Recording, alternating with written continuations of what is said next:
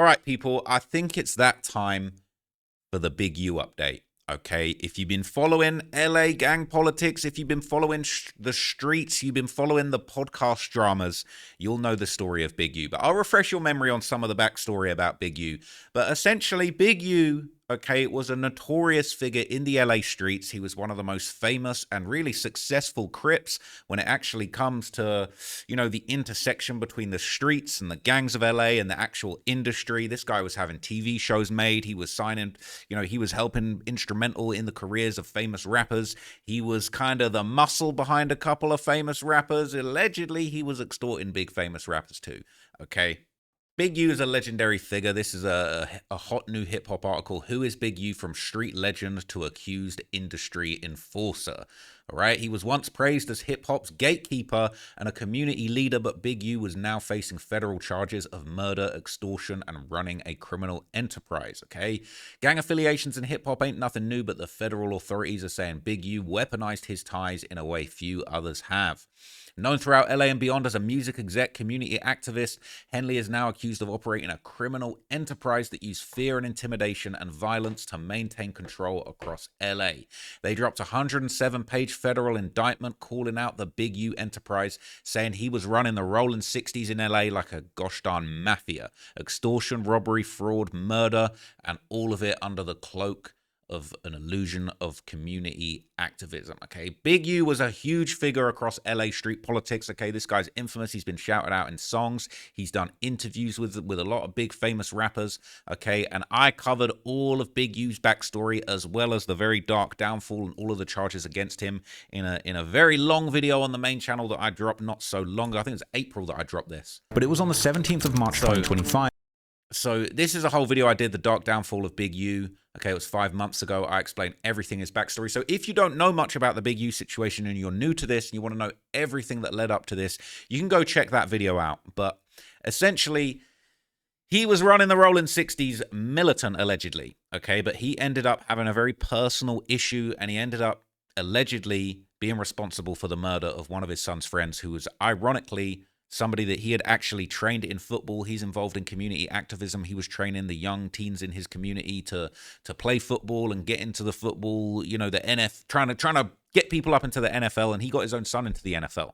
So this is the video that I did. I'll give you a little recap from this video that just gives you some backstory about how the charges dropped, how serious these charges he's facing are, and then I'll give you some updates on some of the wild stuff that's been going on behind the scenes, behind the wall, apparently in prison. There's been a lot of things, well, in jail. He's in the federal detention center in Los Angeles. There's a lot of things been going on behind the scenes, and a lot of people think it's not looking good for Big U, man. So let's just have a recap. When the music would finally stop and the feds would close in on Big U and the Rolling 60s, a huge 107-page criminal complaint would be filed outlining the sordid details of Big U's alleged criminal empire that had terrorized LA for years. And 2 days later, arrests would be taking place. The operation, called Operation Drawdown, no doubt titled to make a tongue-in-cheek reference to the downfall of Draws, aka Big U, was announced by the LA District Attorney and the FBI in a press conference that described Big U as a career criminal. Today, we're here to announce federal criminal charges against Eugene Henley Jr., a career criminal known as Big U, who used his contacts and leadership role in the Crips criminal street gang, the entertainment industry, and a youth charity to further his own criminal enterprise.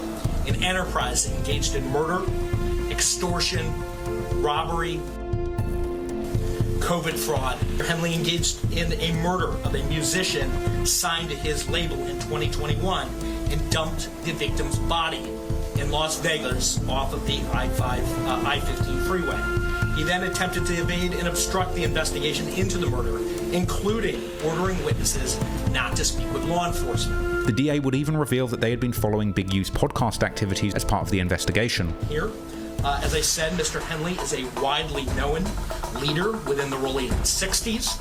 He rose to prominence in that gang decades ago, and he has since been a fixture on the internet, talk shows, and podcasts. All things that law enforcement have looked at closely as part of this investigation. So look, the cops are on him big time. Okay, they're cracking down a whole bunch of charges. He's been wrapped up in a whole bunch of things, okay? But one of the interesting things that happened after his arrest is that Big U, before he turned himself in, okay, he went on a big rant and he basically accused Whack 100 of being responsible for his downfall. They were former friends. They ended up falling out. There was a bunch of situations where, you know, it seemed like Big U's crew caught Whack 100 lacking, not whacking. They caught him lacking and, you know, chased him out of a venue. You know, he fortunately was able to, you know, stand off with the guys, you know, diffuse the situation. He said that he had a whole crew waiting around the corner for Big U and all of this kind of stuff, okay? But Big U turned a lot of his attention to Whack 100 after this, and he was pointing the finger at Whack, saying that he had something to do with his downfall. Now, I don't personally think that that's true. I think it seems like Big U might have accidentally just been moving sloppy and, you know, unfortunately got on the radar of law enforcement. But he was really upset with Whack 100, man. So let's recap what he said about that. So this is going to probably be my last video. I'm going to go turn myself in to see what's going on. They talking about I'm a fugitive. So they just raided all my houses. 600 was actually with the police when they raided my house. And he's actually got video and footage of it. So y'all know what y'all dealing with.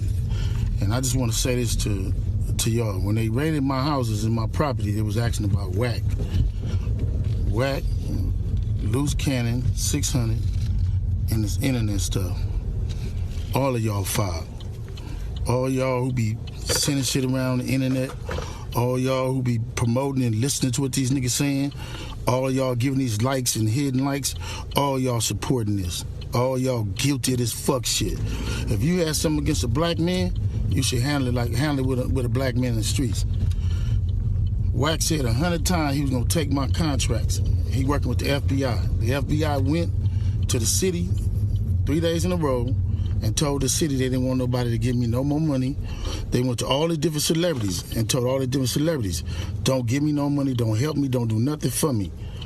So he's basically saying Whack had something to do with the fact that, you know, people were on his case. They were trying to stop his, you know, money that was coming from the city. There was a bunch of programs where the state was actually giving money to the people in the community to try and stop the gang violence, but accidentally they messed around and gave a lot of money to the guys that are allegedly in charge of all these things. Now, Whack 100 did clap back on Clubhouse, all right? He denied having anything to do with this, even though he seemed pretty delighted when everything happened.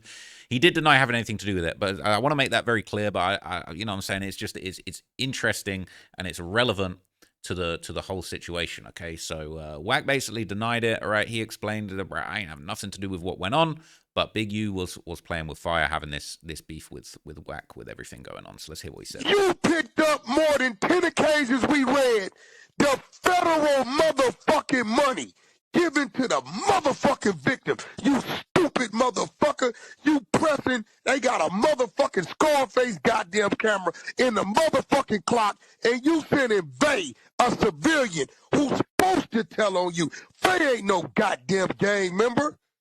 I said it, that nigga Vay talk about pop out of football all goddamn day.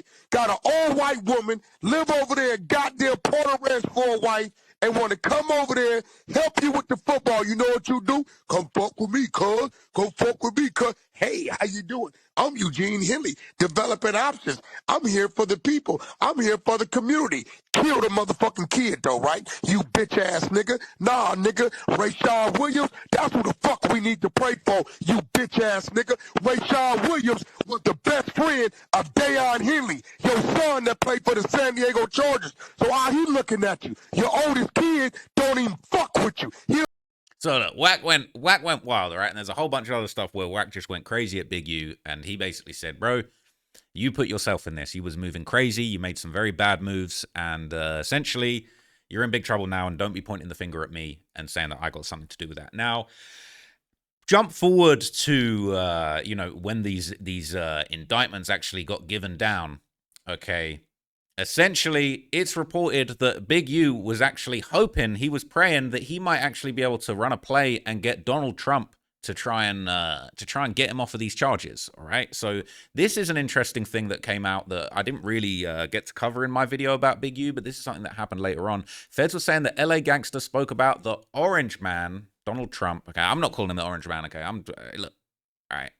I'm trying to keep my visa straight. I ain't trying to say nothing bad about Donald Trump. But that's what he's saying. He calling him the orange man. I don't think that's a good way to go about getting your pardon. We saw what happened with Diddy trying to get a pardon, and that did not work out. But apparently Big U was hoping that Donald Trump would actually intervene in his case. I don't know if Donald Trump tapped him with the rolling 60s like that. Who knows, all right? But he done got a few, he got Larry Hoover a little pardon. He got Youngboy a little pardon. Kodak, Lil Wayne. Okay, so he's clearly tapped in. But apparently, okay, Big U, he would be remaining behind bars. He wouldn't be getting a bond. He's got all of these charges. He sat waiting quietly in a white jumpsuit while the magistrate cited the violent allegations against him, including the murder of an aspiring rapper. He would remain in custody. People, they thought that he might flee and that he was a danger to the community. See, how crazy is this, right? It says, even in his short time in custody, he's up to his old tricks, once again trying to use some of those same celebrities for his personal gain, the government said. He has even suggested that he can manipulate the president of the United States into intervening into the case and dropping the charges, even as he simultaneously refers to the president as the orange man while in custody. The court should not be fooled by the good deeds of the defendant that he promises to accomplish, if only he could close the detention doors behind him. So this is just one of the small little details that actually came out. But apparently he is trying to run Hail Marys behind the scenes. He's trying to find all these different ways that he could get himself out of this. And he's even thinking, I might be able to get the president on board and actually find a way to get the orange man to actually get him excused of his allegations, which is just crazy, okay? But that's just the tip of the iceberg when it comes to the maneuvers he's trying to pull. Prosecutors even said that federal authorities alleged that he was trying to avoid custody and that no doubt he would continue his double dealing as he did to celebrities and donors that he duped into believing that they were helping young underprivileged athletes chase their dreams, when in reality they were unwittingly lining Big U's pockets as he embezzled donation after donation. So it seemed like as soon as Big U got arrested, he was already scheming. He was thinking about all different types of ways that he could try and get this thing, get this thing to go in his favor.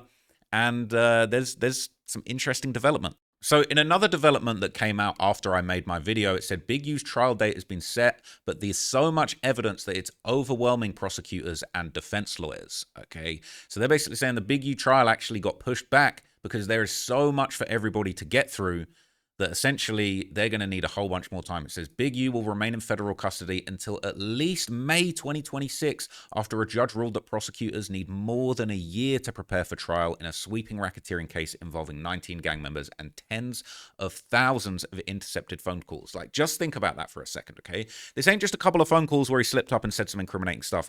They're saying they've got tens of thousands of intercepted phone calls. Now, I don't even know if I've made 10,000 phone calls in my entire life. But that means that they've got probably dozens of different people that they've been surveilling. Any phone calls between other people that are concerning Big U, any phone calls that Big U's made to people, any calls that have been made to him, they're going to have all of that evidence, okay? And that's bad, all right? We've been talking about the Lil Durk case and how bad that's looking, how they got intercepted calls, voice notes, group chats. All of this evidence is going to be a very, very bad look, right? And in this one, it says prosecutors have collected 20,000 wiretapped calls involving Big U and his alleged co-conspirators, okay? And there's one thing that I think is going to make this even worse, because it was reported that his attorney dropped out and Big U was actually planning to represent himself. Now, if you saw the video that I did a few months back on my main channel about Darrell Brooks, the Waukesha Christmas parade killer, he plowed his car through a Christmas parade and killed a whole bunch of people, injured dozens of people. He represented himself in trial. He was low-key trying to go for an insanity plea.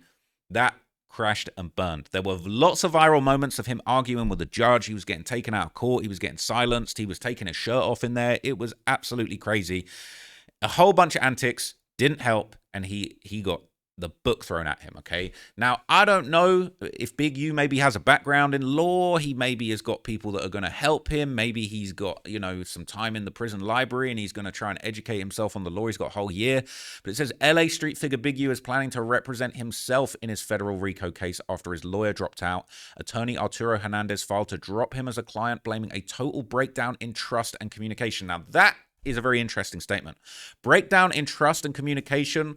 Does that mean that, maybe Big U misrepresented the facts? Maybe he was trying to manipulate him. Maybe he threatened him. But Arturo Hernandez said, yo, I'm out. I don't want to have nothing to do with that. And they're saying that Big U is actually planning to represent himself in this trial, which honestly is got to be a bad look. It's got to be a very, very bad just a bad look, right?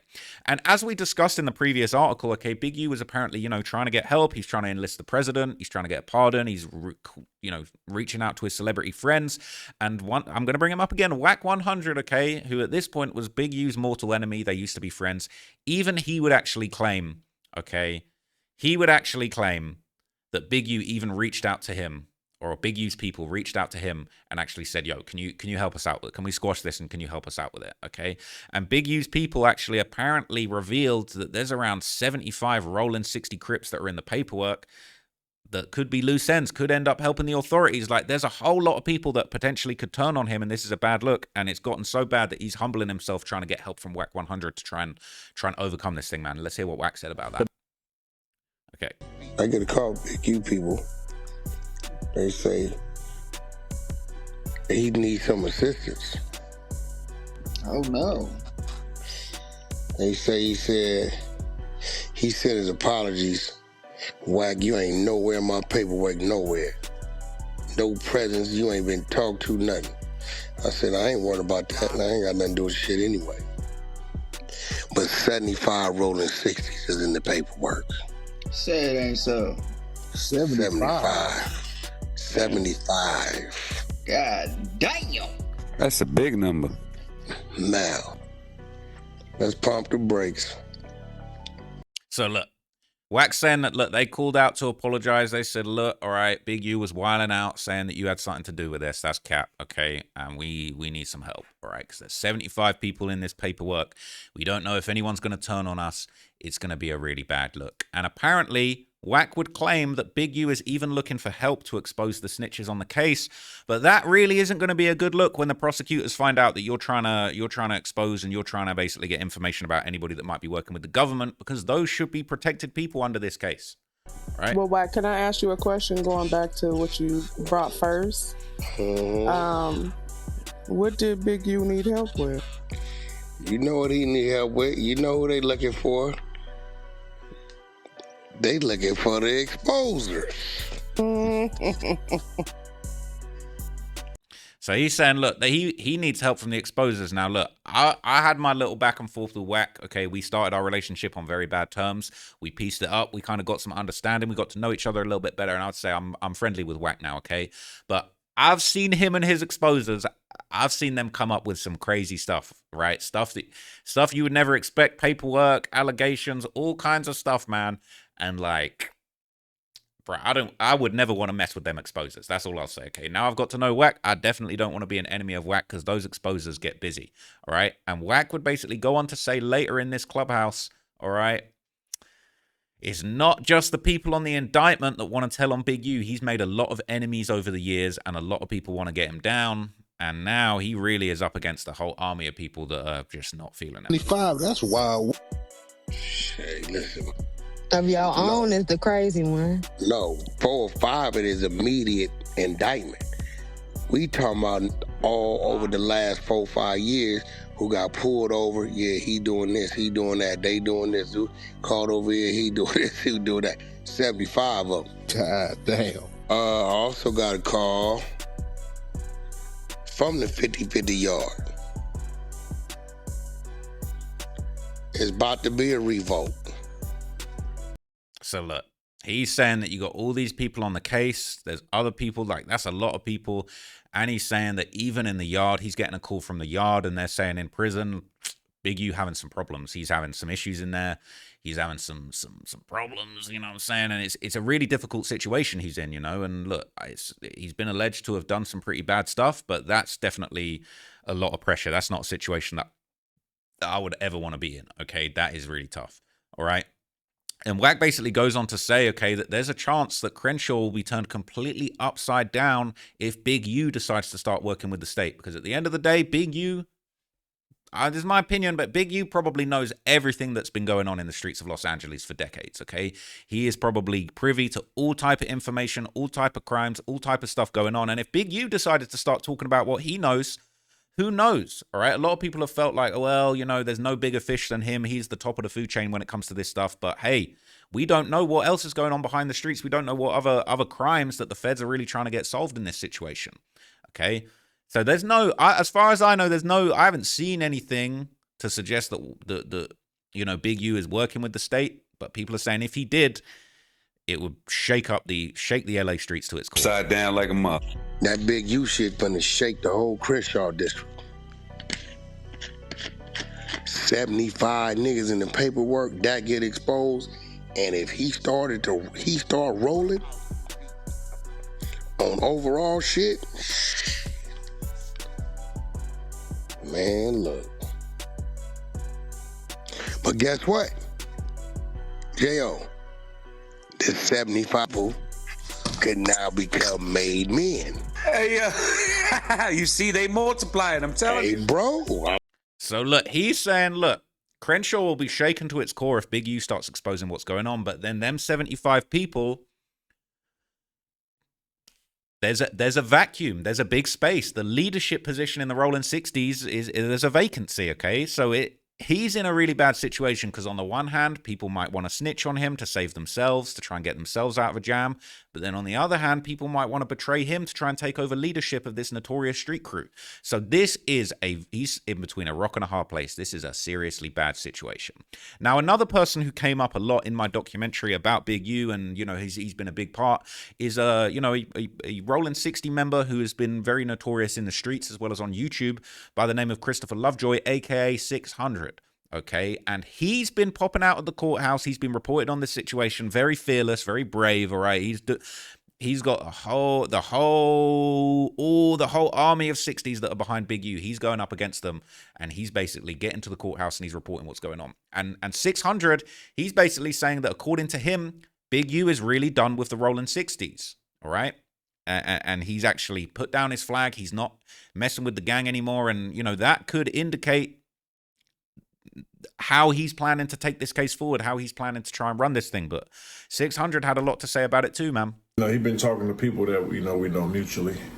And one thing is that he said was he done with the hood, done with the homies. Based on everything he's seeing, the amount of people and people he knew and trusted is telling on him. So he done with the hood. And I'm like, you should have been done with the hood, bro. Like I've been saying this, bro. Like I had nothing against what he was doing for the kids and the youth and the football. You know what I'm saying? The LAPD contract. There's nothing wrong with that, bro. You know what I'm saying? Like if you just said, man, I'm done with this. I done gave the system. What do you do? 15, 16, 18 years? I don't know. All this time, I'm out. You know what I'm saying? My kids is thriving. You know what I'm saying? I got a contract LAPD. You made it, bro. On hood. What no gangbanger would have said nothing to Big U. His problem was he tried to play both sides, bro. You know what I'm saying? And that's what happened. Then, on top of all that, bro, you was harboring rats. All this time, you was harboring rats, bro. And now you see why you don't harbor rats. Because all them buster-ass niggas you was fucking with told on you, bro. You know what I'm saying? So he's saying that Big U, at the height of his power, he was actually having people around him who were working with the authorities, and that's come back to bite him now. And he's looked out for a lot of people. He's done with the hood because he's been betrayed. He's got put into this situation. And, he's had people around him who were supposedly in the gang but were playing both sides. And he's now in a serious predicament. Okay. Now, 600 will go on to talk about these supposed 75 people that are on the indictment. And he said he couldn't confirm if anybody was snitching because he hasn't seen the full paperwork at this point. Now, there's things floating around saying that it's 50, 75 people. Homies from Rolling 60s telling on Big U, made statements, this, that, and the other.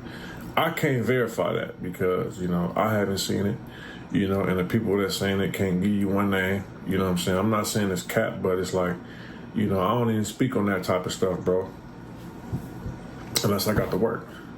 That might and might not, I'm going to keep my name straight, you know what I'm saying? So look, he's saying he ain't got the paperwork, he can't be sure. I don't feel like Wack was saying explicitly that 75 people were cooperating, but I think really what they're saying is that there's 75 people on this case. That's 75 loose ends. That's 75 potential people. You only need one to turn on him for this whole thing to be a disaster, all right? Especially if they got the inside information. That's 75 people who might want to take his spot, 75 people who might want to save themselves. We don't know if any of them are telling, okay? But realistically, on the balance of probabilities, we saw this YSL trial, damn near everybody tried to tell. Right, and if you want to call taking a plea telling, man, I don't think anybody got clean hands. Ironically, Yak Gotti and Shannon Stillwell. But anyway, this ain't about that. Okay, this is about the LA politics, right? And 600 would basically go on to say, he would reflect on Big U being charged for the murder of Rayshawn Williams, who actually ended up, He was a friend of his son. They used to play football together. There was reports that he had dropped a Big U diss song, and Big U was trying to help him with his career, and he wasn't really coming through. But interestingly, 600 says that he doesn't actually believe that Big U will be actually on the hook for that murder. Which is like the DA, whatever, for the feds, came to the podium and said, no, we are charging him with the murder of Rayshawn Williams. We were like, ooh, so we get charged with it, right?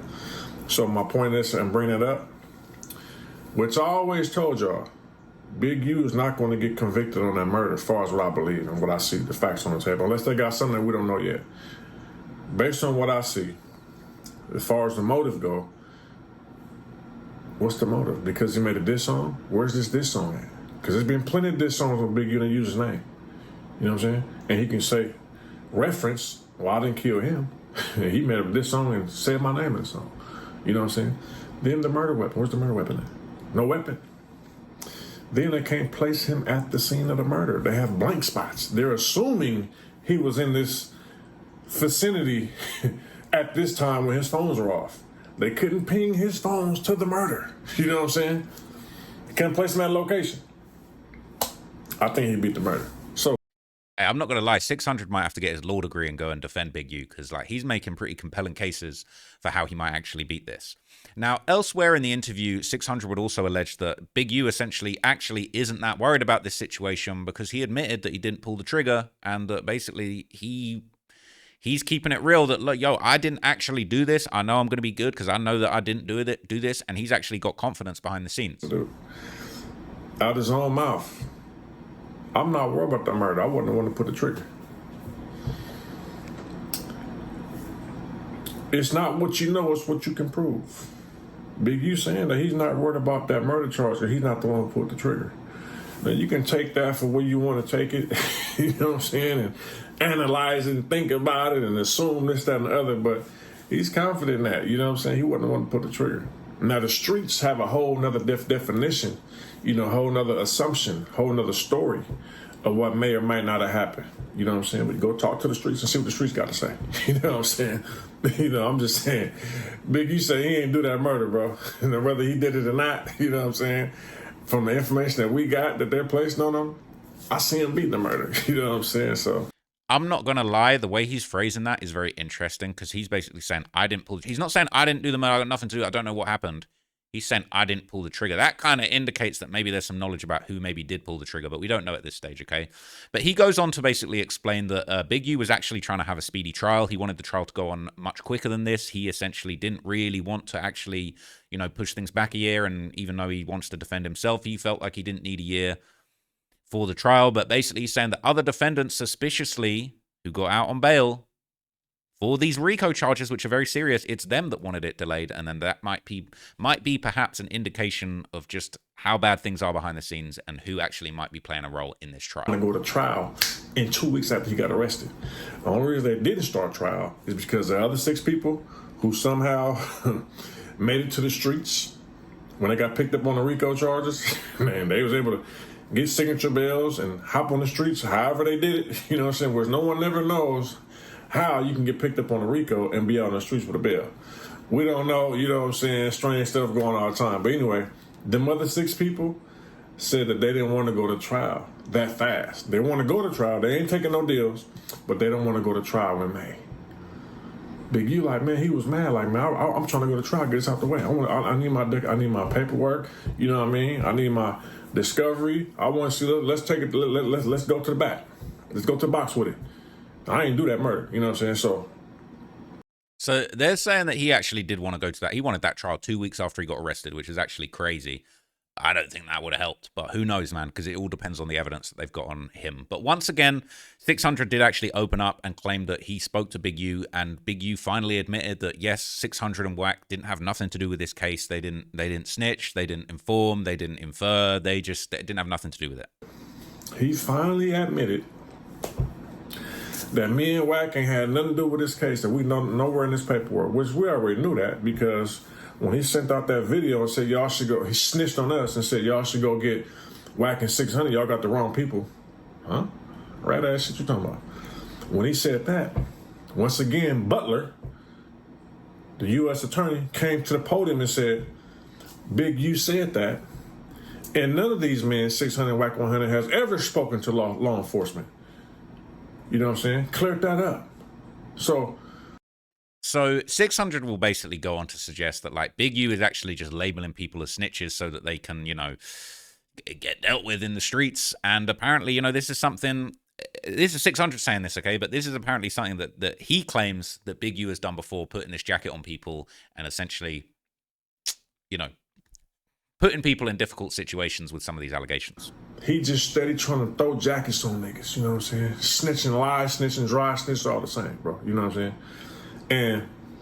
But now, why do he feel like he want to come clean now? You know what I'm saying? But it's the same thing he did with Eddie Boy. That nigga told on Eddie Boy back in the day, bro. We got the paperwork. And when they went to the pen, as soon as they got separated, he told everybody Eddie Boy was telling.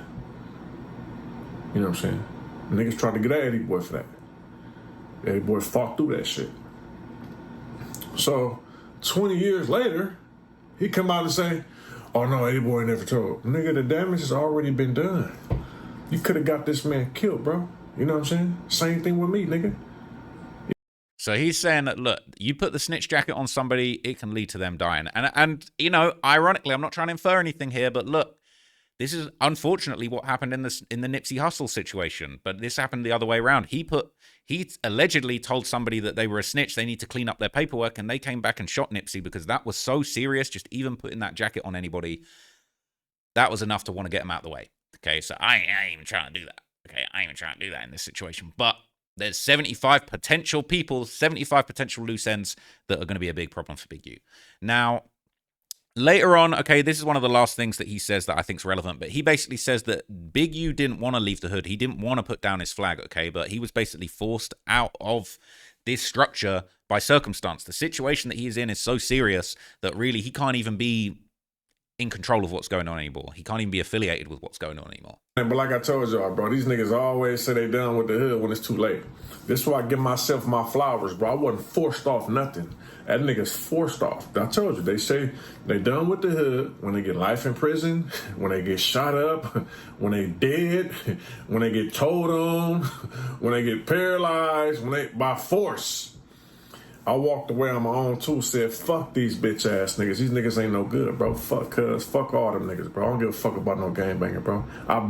So 600 is basically saying that like he realized on his own volition by everything that was going on that this gang lifestyle wasn't doing him any favors, and he got out of it, and he got out of it before it was too late.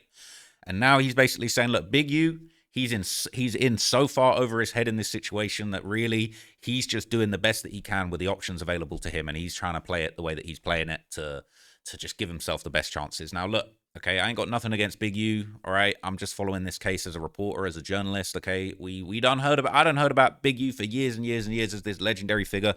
We've seen him referenced in all type of interviews and documentaries and things. But this situation is actually so bad. This is a really, really big challenge that he's got for himself. He's got a year to prepare for this trial. There's so many loose ends. There's the state is saying they got 20,000... as many as 20,000 recorded conversations and wiretaps between people involved in this situation. So, 600 saying that, look, he didn't actually do the murder. He might actually beat this. 600 believes that he's going to beat this, but all of the other charges, especially the racketeering, the embezzlement, all of that kind of stuff, that's going to be really, really tough to fight up against. And all of this is all being wrapped up together in one thing. Now, I do want to say one thing at the end of this, which is free Brick Baby. Okay, Brick Baby recently took a plea. He was wrapped up in this whole situation. It didn't seem like Brick's charges were necessarily as serious or as involved as some of the other people that were closer in Big U's circle.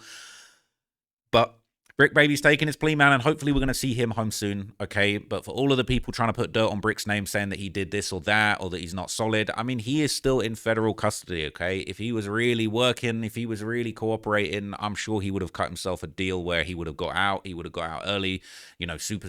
I mean, he's been in there for months. He's still in there, and people are expecting him to still be in there for at least a few more years. So it's definitely free Brick, As far as I'm concerned, it didn't look like he was really involved in any of the more serious stuff in this case. He just got caught with some firearms he allegedly shouldn't have had, and it's just a tough situation all around. But this Big U situation is definitely bad.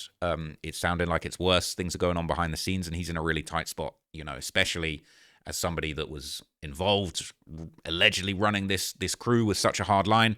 Now he's got all of these people that he might have hurt some feelings in the past, and some of these people might be ready to strike back, man. So, you know, wishing him a fair and speedy trial. Hopefully we get some more news about this, but I haven't talked about this in a while, so I just wanted to hop on and give you guys kind of a big update on this situation and some of the conversation going on behind the scenes. So yeah, man, I'll let you guys know if anything else comes out about this. I'll keep you informed. Appreciate you tapping in. I'm out.